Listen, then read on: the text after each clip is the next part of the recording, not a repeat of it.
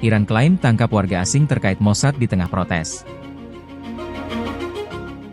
Iran bergejolak, parlemen ancam pangkalan Amerika di tengah gelombang protes nasional.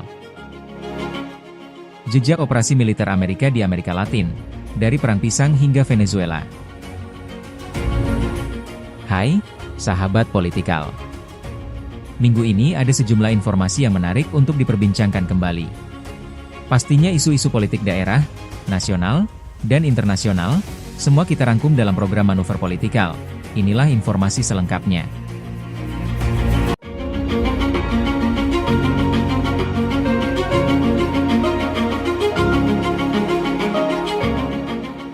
Penangkapan yang diklaim Iran menegaskan ketegangan internal dan eksternal yang kian kompleks. Tanpa verifikasi independen, tuduhan spionase dan kekerasan tetap diperdebatkan. Situasi ini mencerminkan krisis kepercayaan, pembatasan informasi, serta eskalasi narasi keamanan di tengah protes berkepanjangan nasional, regional, dan internasional.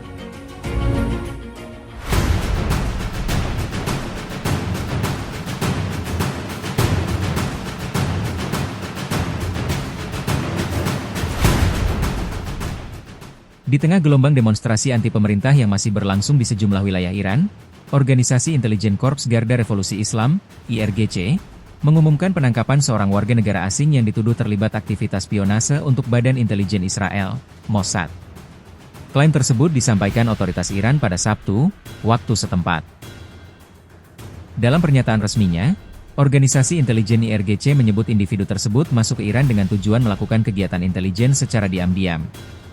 Menurut IRGC, penangkapan dilakukan saat yang bersangkutan tengah mengumpulkan informasi sensitif terkait situasi keamanan di Iran.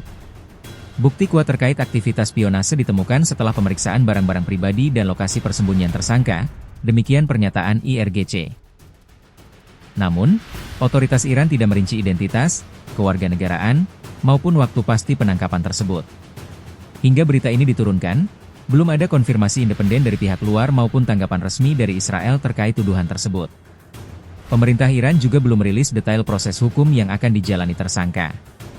Klaim aktivitas Mossad di Iran. Penangkapan ini, menurut IRGC, menunjukkan bahwa Mossad masih aktif membangun jaringan intelijen di dalam wilayah Iran. Otoritas Iran menyebut bahwa dalam beberapa tahun terakhir, sejumlah individu yang dituduh sebagai agen Mossad telah ditangkap dan dijatuhi hukuman berat, termasuk hukuman mati. Pernyataan ini muncul di tengah meningkatnya ketegangan domestik akibat demonstrasi yang meluas sejak akhir Desember lalu. Pemerintah Iran berulang kali menuding adanya campur tangan asing dalam gelombang protes tersebut, meski tudingan ini dibantah oleh sejumlah kelompok oposisi dan aktivis HAM di luar negeri. Pengamat internasional menilai klaim spionase sering muncul dalam situasi krisis politik dan keamanan di Iran. Namun, keterbatasan akses informasi membuat tuduhan tersebut sulit diverifikasi secara independen. Kerusuhan dan tuduhan kekerasan. Selain mengumumkan penangkapan tersebut, IRGC dan militer Iran juga menyampaikan pernyataan keras terkait situasi keamanan di dalam negeri. Otoritas menuduh adanya kelompok perusuh yang melakukan aksi kekerasan, termasuk perusakan properti publik dan swasta di sejumlah kota. Menurut klaim resmi, kerusuhan tersebut mengakibatkan kerusakan pada gedung-gedung pemerintah, toko-toko swasta, kantor polisi, hingga tempat ibadah. Pemerintah Iran juga menyebut bahwa sejumlah warga sipil dan anggota pasukan keamanan menjadi korban dalam bentrokan yang terjadi selama beberapa hari terakhir. Namun demikian, pemerintah tidak merinci jumlah korban jiwa maupun luka secara pasti. Kelompok aktivis dan organisasi hak asasi manusia menyampaikan angka yang berbeda, tetapi data tersebut belum dapat diverifikasi secara independen karena pembatasan akses media dan pemadaman internet di sejumlah wilayah. Tudingan dukungan monarki. Dalam pernyataannya, pihak berwenang Iran menuding bahwa sebagian aksi kekerasan dilakukan oleh kelompok yang disebut mendukung sistem monarki. Otoritas mengklaim kelompok tersebut memblokir jalan, menyerang kantor administrasi, serta melukai aparat keamanan. Sebaliknya, sejumlah pengamat menyebut demonstrasi di Iran melibatkan spektrum masyarakat yang luas dengan latar belakang tuntutan yang beragam, mulai dari persoalan ekonomi hingga kebebasan sipil. Tidak semua peserta unjuk rasa, menurut mereka, dapat disamakan dengan kelompok yang melakukan kekerasan. Militer serukan kewaspadaan nasional. Tentara Iran dalam pernyataan terpisah menyerukan kepada masyarakat untuk tetap waspada dan menjaga persatuan nasional. Militer mengimbau rakyat agar tidak terprovokasi oleh apa yang mereka sebut sebagai rencana jahat untuk menciptakan ketidakstabilan di negara tersebut. Dalam pernyataannya, tentara Iran juga menuding Amerika Serikat, Israel, dan kelompok-kelompok teroris bekerja sama untuk mengganggu keamanan Iran. Tuduhan ini dikaitkan dengan apa yang disebut sebagai kegagalan pihak-pihak tersebut dalam konflik bersenjata selama 12 hari pada Juni 2025 lalu. Pernyataan tersebut kembali menegaskan posisi resmi pemerintah Iran yang memandang demonstrasi saat ini bukan semata persoalan domestik, melainkan bagian dari tekanan eksternal terhadap Teheran. Pemantauan keamanan diperketat. Militer Iran menyatakan tengah bekerja sama dengan seluruh unsur pertahanan, termasuk IRGC dan aparat keamanan lainnya, untuk memantau pergerakan pihak-pihak yang dianggap sebagai ancaman. Fokus pengamanan, menurut pernyataan tersebut, diarahkan pada perlindungan infrastruktur strategis, fasilitas publik, dan kepentingan nasional. Pemerintah Iran menegaskan akan menindak tegas setiap upaya yang dinilai membahayakan keamanan negara. Namun, komunitas internasional dan organisasi HAM kembali menyerukan agar semua pihak menahan diri dan memastikan perlindungan terhadap warga sipil serta proses hukum yang transparan. Situasi masih sulit diverifikasi. Hingga kini, situasi di Iran masih berkembang dengan cepat. Pembatasan internet dan keterbatasan liputan media membuat verifikasi atas klaim pemerintah maupun laporan aktivis menjadi sulit dilakukan. Pengamat menilai, penangkapan yang diklaim terkait spionase ini berpotensi memperkeruh situasi, baik di dalam negeri maupun dalam hubungan Iran dengan negara-negara lain di kawasan. Dunia internasional diperkirakan akan terus memantau perkembangan Iran di tengah ketegangan politik, keamanan, dan geopolitik yang meningkat.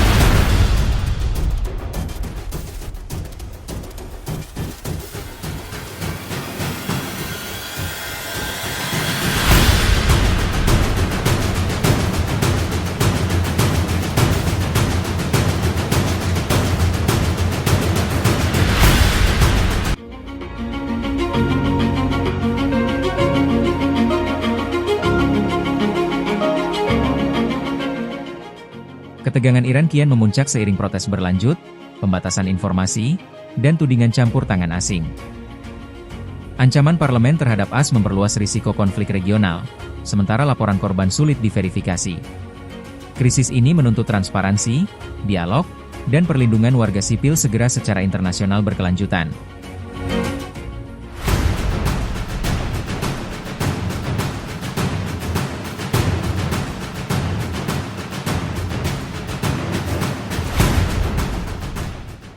Situasi dalam negeri Iran dilaporkan semakin tegang setelah gelombang protes nasional yang telah berlangsung selama beberapa hari terakhir belum menunjukkan tanda-tanda mereda. Di tengah meningkatnya tekanan domestik, ketegangan eksternal antara Iran dan Amerika Serikat juga kembali menguat, menyusul pernyataan keras dari parlemen Iran terkait potensi campur tangan Washington. Berdasarkan berbagai laporan dari kelompok pemantau dan rekaman yang beredar terbatas, aksi unjuk rasa masih terus berlangsung di sejumlah kota besar Iran meski pemerintah menerapkan pembatasan ketat, termasuk pemadaman akses internet secara luas. Kondisi ini membuat informasi dari dalam negeri Iran sulit diverifikasi secara independen. Namun sejumlah sumber menyebutkan bahwa demonstrasi tetap berlangsung pada malam hari, bahkan setelah aparat keamanan meningkatkan kehadiran di jalanan. Para pengunjuk rasa dilaporkan berasal dari berbagai latar belakang, mulai dari pelajar, pekerja, hingga kalangan profesional, menandakan meluasnya ketidakpuasan publik.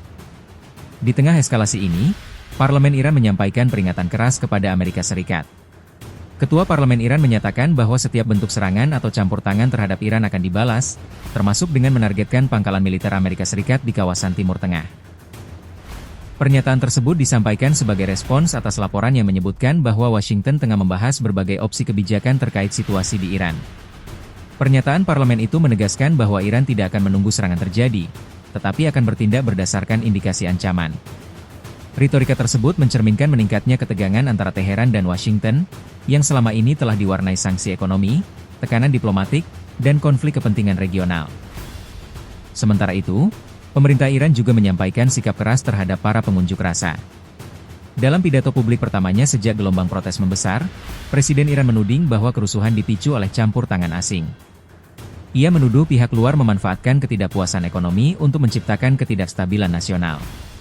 Pemerintah Iran juga menyamakan sebagian pelaku kekerasan dengan kelompok ekstremis, sebuah narasi yang menuai kritik dari kelompok hak asasi manusia internasional. Mereka menilai pernyataan tersebut berpotensi digunakan untuk membenarkan tindakan represif terhadap warga sipil. Sejumlah laporan media internasional mengungkapkan klaim bahwa korban jiwa dalam kerusuhan meningkat tajam. Angkanya bervariasi dan belum dapat dipastikan karena keterbatasan akses informasi akibat pemadaman internet. Beberapa kesaksian tenaga medis yang disampaikan kepada media asing menggambarkan rumah sakit berada dalam kondisi kewalahan. Rekaman video yang beredar, meski tidak dapat diverifikasi sepenuhnya, memperlihatkan rumah sakit yang dipenuhi korban luka serta jenazah yang menunggu identifikasi. Organisasi kemanusiaan menyerukan agar semua pihak menahan diri dan menghormati hak hidup serta akses medis bagi warga sipil. Di sisi lain, muncul laporan mengenai meningkatnya tekanan internal di kalangan elit Iran. Beberapa pejabat dan keluarga tokoh politik dilaporkan berupaya meninggalkan negara tersebut, meski pemerintah Iran belum memberikan konfirmasi resmi terkait hal ini. Analis menilai situasi ini mencerminkan kekhawatiran akan memburuknya kondisi keamanan dalam negeri. Ketegangan Iran-AS juga kembali menjadi perhatian internasional setelah sejumlah pejabat Amerika Serikat mengonfirmasi bahwa berbagai opsi kebijakan tengah dikaji, mulai dari tekanan diplomatik, sanksi tambahan, hingga bantuan kemanusiaan. Meski demikian, Washington menegaskan belum ada keputusan final terkait keterlibatan langsung. Sejumlah analis militer menyebutkan bahwa Amerika Serikat memiliki banyak pilihan tanpa harus mengerahkan pasukan darat, termasuk pendekatan non-militer. Namun mereka juga mengingatkan bahwa setiap langkah yang diambil berisiko memicu eskalasi lebih luas di kawasan yang sudah rapuh secara geopolitik. Sementara itu, aktivitas penerbangan internasional ke dan dari Iran dilaporkan menurun signifikan. Sejumlah maskapai asing menghentikan sementara operasionalnya, sementara penerbangan terbatas masih dijalankan oleh maskapai domestik dan regional. Pembatasan ini semakin mempersempit arus informasi keluar masuk negara tersebut.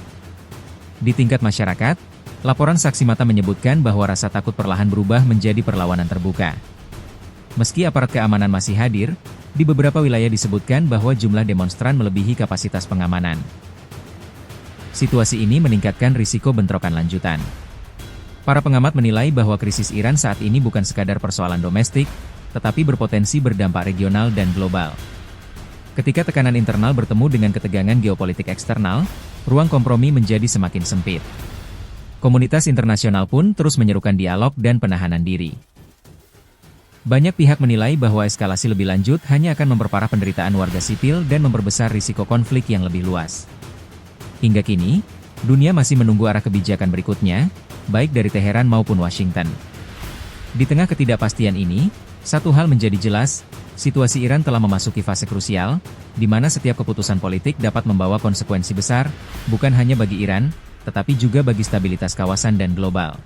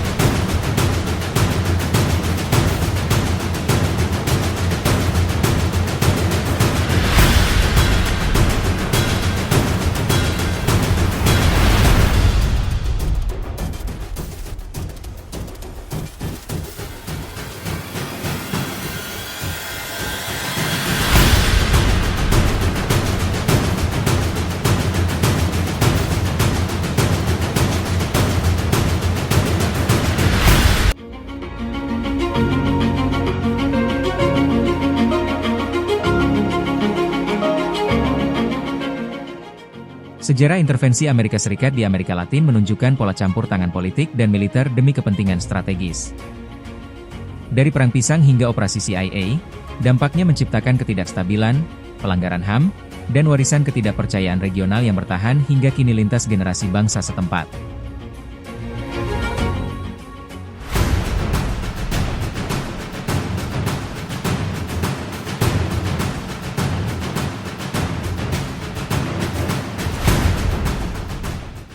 Amerika Serikat telah lama terlibat dalam berbagai operasi militer dan intervensi politik di Amerika Latin dan Karibia selama lebih dari 2 abad, menurut sejumlah laporan sejarah dan media internasional. Intervensi tersebut, dimulai dari akhir 1800-an hingga awal 1900-an, dikenal sebagai Perang Pisang, di mana Amerika Serikat melakukan serangkaian operasi militer di negara-negara Amerika Tengah untuk melindungi kepentingan perusahaan-perusahaan Amerika Serikat di wilayah tersebut. Pada 1934, di bawah Presiden Franklin D. Roosevelt, Amerika Serikat memperkenalkan kebijakan Good Neighbor atau tetangga baik, yang menjanjikan untuk tidak menyerang atau menduduki negara-negara Amerika Latin. Namun, selama Perang Dingin, laporan menyebutkan, Amerika Serikat membiayai operasi rahasia untuk menggulingkan pemimpin sayap kiri di beberapa negara. Peran CIA dalam politik Amerika Latin. Melansir Al Jazeera, banyak operasi tersebut dikaitkan dengan Badan Intelijen Pusat Amerika Serikat, CIA, yang berdiri pada 1947. Seorang analis yang meninjau dokumen CIA menyebut badan tersebut pernah mengendalikan hampir semua pejabat penting di beberapa negara Amerika Latin, termasuk Ekuador pada awal 1960-an, untuk memastikan pemerintah pro-Amerika Serikat. Di Bolivia, CIA dilaporkan mendanai kudeta terhadap Presiden terpilih Victor Paz Estenssoro pada 1964 dan kemudian mendukung kudeta melawan Presiden Juan José Torres pada awal 1970-an karena Torres menasionalisasi beberapa perusahaan Amerika Serikat. Dana rahasia yang digunakan untuk menggulingkan Torres diperkirakan setara dengan 3,3 juta dolar dalam nilai saat ini, menurut dokumen Departemen Luar Negeri Amerika Serikat. Di Chile, CIA diklaim membantu mengakhiri kepresidenan Salvador Allende pada 1973. Allende berencana menasionalisasi perusahaan tembaga yang dimiliki kepentingan Amerika Serikat. Kudeta militer yang dipimpin Augusto Pinochet berujung pada rezim militer yang berlangsung selama 17 tahun. Di El Salvador, Batalion Atlacatl yang dilatih Amerika Serikat melakukan pembantaian di desa El Mozote pada 1981, menewaskan sekitar 1.000 warga sipil, termasuk perempuan dan anak-anak, sebagai bagian dari perang melawan pemberontakan sayap kiri. Operasi militer Amerika Serikat di negara lain. Selain itu, Amerika Serikat juga terlibat dalam Grenada, 1983 sedih. Operasi Urgent Fury memastikan negara kecil Karibia itu tetap berada dalam pengaruh Amerika Serikat setelah pertikaian internal dalam Partai Marxis-Leninis yang dipimpin Maurice Bishop. Panama, 1989 sedih operasi Jes Chauce menggulingkan Presiden Manuel Noriega atas dugaan perdagangan narkoba, menurut klaim resmi Amerika Serikat. Venezuela, 2025 hingga 2026 sedih. Laporan BBC menyebut CIA mengirim tim yang menyamar untuk mengumpulkan intelijen tentang Presiden Nicolas Maduro, di tengah ketegangan yang meningkat dan kehadiran militer Amerika Serikat di sekitar pantai negara tersebut. Sejumlah pejabat Amerika Serikat menyatakan bahwa operasi di Venezuela bertujuan untuk mengumpulkan intelijen kritis guna mendukung potensi operasi darat. Para pengamat menilai klaim bahwa Venezuela bertanggung jawab atas perdagangan narkoba kemungkinan digunakan sebagai dalih untuk intervensi politik. Sejarah kudeta yang didukung Amerika Serikat. Operasi CIA lainnya yang tercatat dalam dokumen resmi dan laporan media antara lain, Guatemala, 1954 sedih Presiden terpilih Jacobo Arbenz digulingkan oleh kelompok lokal yang didukung CIA. Kuba, 1961 sedih. Invasi Teluk Babi gagal menggulingkan Fidel Castro, meski awalnya direncanakan oleh Presiden Eisenhower dan diteruskan Kennedy. Brasil, 1964 sedih kudeta militer menggulingkan Presiden João Goulart, mendirikan rezim pro-Amerika Serikat hingga 1985. Ekuador, 1960-an CIA terlibat dalam mendukung kudeta militer untuk menjaga pemerintahan pro-Amerika Serikat. Dampak dan kontroversi. Sejumlah operasi militer dan kudeta ini menimbulkan dampak sosial dan politik yang signifikan, termasuk pergantian rezim secara paksa, pelanggaran hak asasi manusia, dan konflik berkepanjangan. Sementara itu, pemerintah Amerika Serikat kerap menegaskan bahwa tindakan mereka bertujuan menjaga kepentingan nasional dan menahan pengaruh komunisme di kawasan tersebut. Ahli sejarah menyebutkan pola ini menunjukkan kombinasi kepentingan ekonomi, keamanan, dan geopolitik yang menjadi motif utama intervensi Amerika Serikat di Amerika Latin selama lebih dari 1 abad.